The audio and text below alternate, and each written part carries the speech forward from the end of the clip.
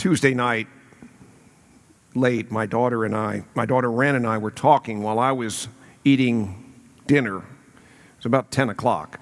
And so I had a buffalo chicken calzone from Aldi. A healthy option, but it was 10 o'clock at night, so it was the first time I'd had the buffalo chicken calzone. And while I should have anticipated it, I was surprised by how spicy it was. My wife, Kristen, had recommended ranch dressing for my calzone because we didn't have any tomato sauce open.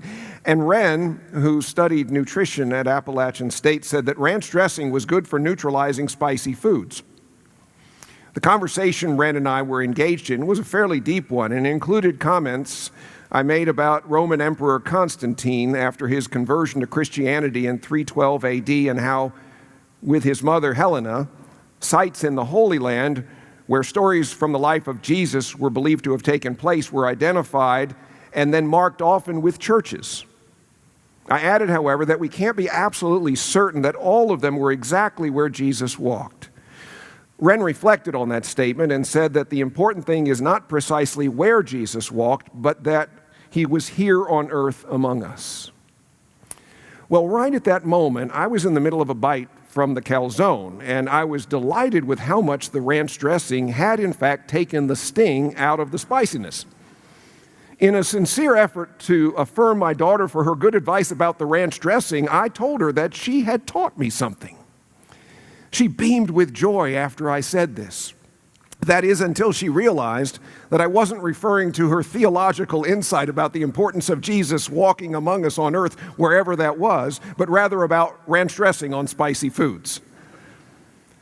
Suddenly, the words of affirmation from her pastor father didn't seem quite so great.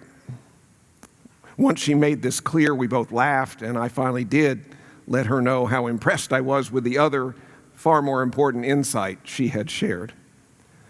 You know, sometimes we, and here I mean all of us, are not on the same page when engaged in conversation. Take, for example, the conversation that was taking place between Jesus and his disciples in today's scripture from the Gospel of Mark, which we heard moments ago. The passage begins by noting that Jesus and his followers were traveling through Galilee, the northern part of Palestine. Mark says Jesus didn't want anyone to know that they were there because he was trying to teach his disciples. These were important lessons he was trying to impart, and he likely didn't want to be distracted by crowds seeking healing for themselves or their family members, as was often the case. He needed alone time with his disciples. Jesus told his inner circle of followers that he was going to be betrayed and killed before rising from the dead on the third day. This was about the same thing he had said to them earlier, as recorded in chapter 8 of Mark's Gospel, as we heard last Sunday.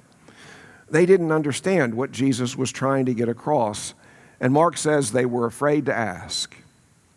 Just as Ren and I weren't on the same page for a moment in our conversation, with her being on a much higher plane than I was, so too were the disciples not following where Jesus was trying to take them, perhaps because their focus was elsewhere, as we'll see in a moment. Now, I don't know if they were eating spicy calzones or not, but they were missing the big picture, as was I.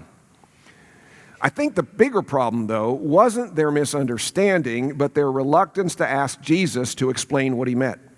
I mean, what was behind that? These are Jesus' closest followers, his inner circle, as I said. So why would these folks clam up suddenly when Jesus spoke over their heads? One commentator suggests that it was because they actually did get some idea of what Jesus was saying, and it troubled them so much that they didn't want to hear any more about it. And so they were silent. Is that how we are sometimes with Jesus?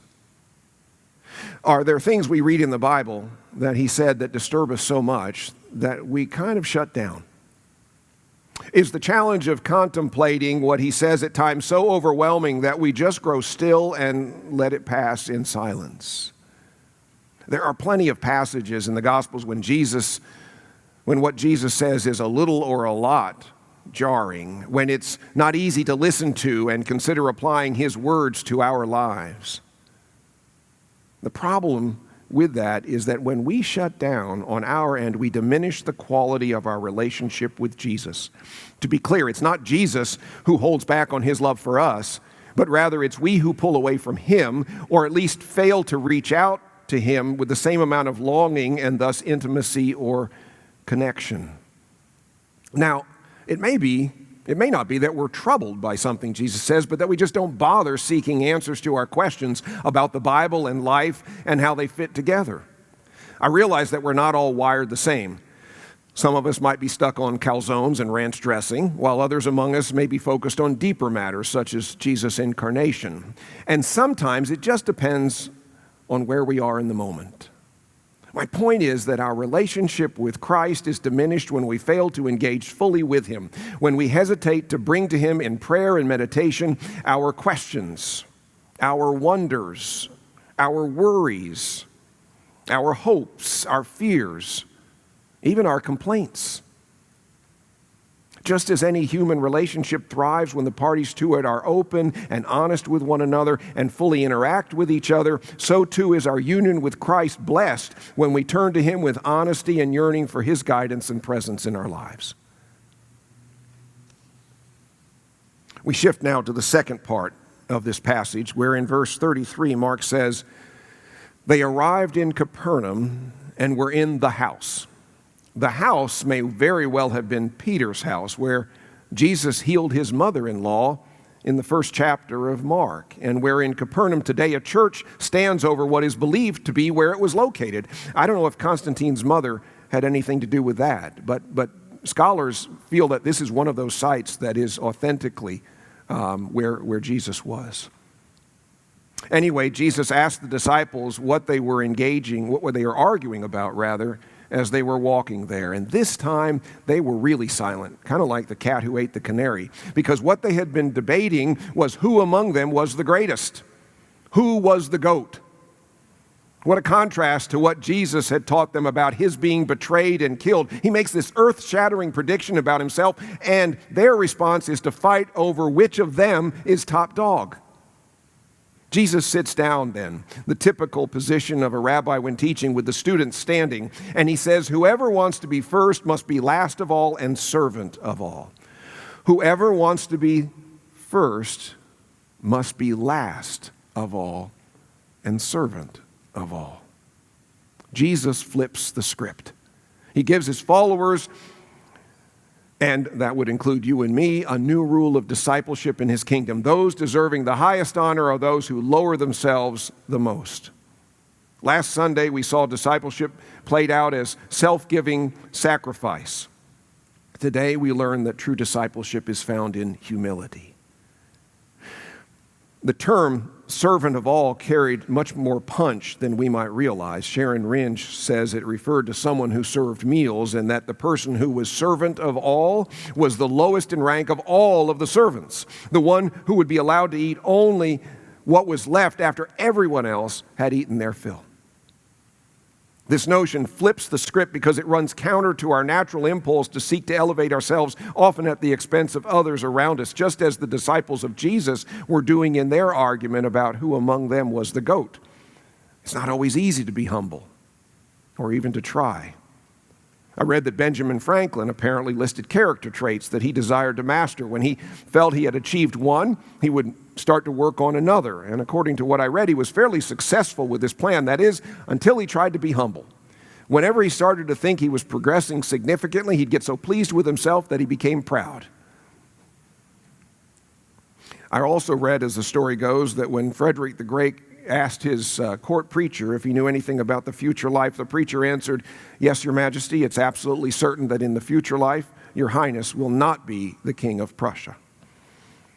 Jesus flips the script, calling us to humble ourselves, and then He does something to drive home His point, which was much more surprising in His day and time than ours, even shocking then. He takes a small child and He places him among His gathered disciples, and then He takes the child in His arms and says, "Whoever welcomes one such child in My name welcomes Me, and whoever welcomes Me welcomes not Me, but the one who sent Me." Now, we don't find this scene all that surprising because we celebrate childhood as we should, and we lift up our children happily and overtly. And of course, today we rejoice over the baptism of little 11-month-old Lainey Harris. Our liturgy affirms, as we said it, our warm welcome of her and all baptized infants, who then become part of our church family and whom we will all promise to nurture in the faith. And by the way, Adam, I don't know if you noticed, but I think we've got a future music director in there. She was directing us right afterwards. So Back in Jesus' day, though, and in that culture, children weren't seen as full persons and would not have been invited into the company of a male teacher and his pupils. Children stayed with the women of the household. So this scene must have been a little shocking to observers. And then for Jesus to say that welcoming a little child was the same as welcoming him, and even God was over the top in their minds. Again, Jesus flips the script, and the child he brings into the fold represents more than just a small human being. There's metaphor at work. This little child, someone on the margins of society 2,000 years ago, might stand for all persons, adults as well as children in need of help, or dependent on others for the basics of life, or of a low social status, or pressed to the edges because of some kind of ism. Jesus brings them all in. For this to happen then and now, however, humility is required on the part of those welcoming the little child. It's so important for members of the in crowd to be humble, something true even for churches today. As commentator and Professor Feem Perkins notes, one of the most difficult tasks for volunteers at soup kitchens, homeless shelters, and other service organizations is to treat with dignity the people whom they are helping. Whether we're aware of it or not, we really do have to be careful not to come across with an air of superiority because we're not suffering the way the persons we're helping are. But for the grace of God, there go I, right? And by the way, I want to pause for all the children who are with us today and say, I want to be very clear that we love you and we're so grateful that you're part of us. And most importantly, Jesus loves you. Please know that always. One way to show humility is to admit that we all have shortcomings. We're all broken in some way and in need of the healing that Jesus provides. Years ago, Henry Nouwen wrote a book titled The Wounded Healer about ministers today and how they manage to offer healing to others in the midst of their own struggles. And he shared a legend found in the Jewish Talmud. Rabbi Yashua ben Levi came upon Elijah the prophet while he was standing at the entrance of Rabbi Cimarron ben Yohai's cave. He asked Elijah, "When will the Messiah come?" Elijah replied, "Go and ask him yourself." "Where is he?" "Sitting at the gates of the city." "How shall I know him?" "He is sitting among the poor, covered with wounds." The others unbind all their wounds at the same time and then bind them up again, but he unbinds his one at a time and binds it up again, saying to himself, "Perhaps I shall be needed, so if so, I must always be ready so as not to delay for a moment." Nouwen summarizes the story to make his point. The Messiah, the story tells us, is sitting among the poor, binding his wounds one at a time, waiting for the moment when he will be needed. So it is with the minister. Well, I would add, so it is with all of us, clergy and laity, all of whom are ministers, who are called to bring Christ's good news of healing and hope to a hurting world. We do so, all of us, with our own wounds.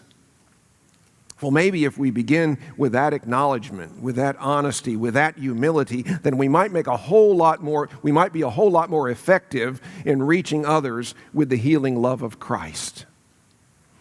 I may have said this a few weeks ago, but it's one of the reasons why we have a prayer of confession early in our worship service. It's not to beat ourselves up, to make ourselves feel bad, but it is to come clean before God, to humble ourselves before God and acknowledge that we are not perfect, that we are broken, and that we need the saving love of Jesus Christ. It's an important part of our worship experience. But what it does for us is it opens our hearts and minds to Christ's influence on us. We're humbling ourselves, and we become blessed as a result. In his book mentioned last Sunday, A Time to Heal, J.R. Briggs maintains that only with our woundedness are we able to offer healing to others. Now, that's a really interesting point, in my opinion. Only with our woundedness, our brokenness, are we able to offer healing to others. He says, without experiencing failure, disappointment, loss, and pain, how can we empathize with and lead others who have experienced or are experiencing these things? Without such personal pain, we're prone to be arrogant, distant, and unmerciful, he says. Failure has a way of teaching us things success never can, he adds. And he believes that if we humble ourselves and demonstrate vulnerable brokenness for others to witness, then it will build a deeper connection, trust, and empathy with them. I would wholeheartedly agree.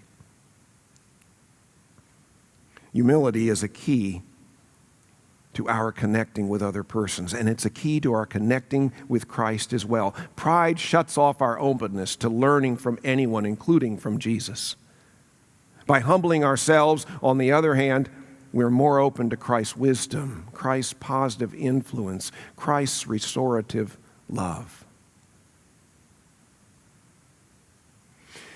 I want to end with something personal, and again, it involves my daughter, Wren. She's now in her mid-20s and is a bright and beautiful young woman with a deep faith in Jesus Christ, which she lives into with authenticity. She has matured over the years into this wonderful person. The truth is, though, that I too have matured over the years in relation to her, because as she went from a little girl to a teenager to a young adult, I had to learn not always to be the dad with the ready answers, the purveyor of wisdom, at least from my perspective. She didn't always want to hear what I said, which I eventually discovered was because she wanted to be seen by me as a responsible, intelligent, trustworthy person. This sometimes created tension because I wouldn't remove my dad cap. You know, we're issued one at the hospital when they're born, and sometimes they can be a tight fit and get stuck. Eventually, however, I came to understand that I had to humble myself and show Wren the respect she yearned for and let her make more decisions. Now, I still struggle with taking off my dad cap now and then, and oftentimes she's glad I'm wearing it. But my point is this: our relationship to be healthy and happy required my showing humility and welcoming this little girl, in my mind's eye, she always will be, into the world of adulthood. I'm still her father who worries about her, but now I'm also the recipient of her wisdom, such as about ranch dressing on calzones and the importance of Jesus walking on the earth. Jesus is telling us, likewise, that our relationship with him and with all others will be happiest and the most fulfilling if we humble ourselves. Amen.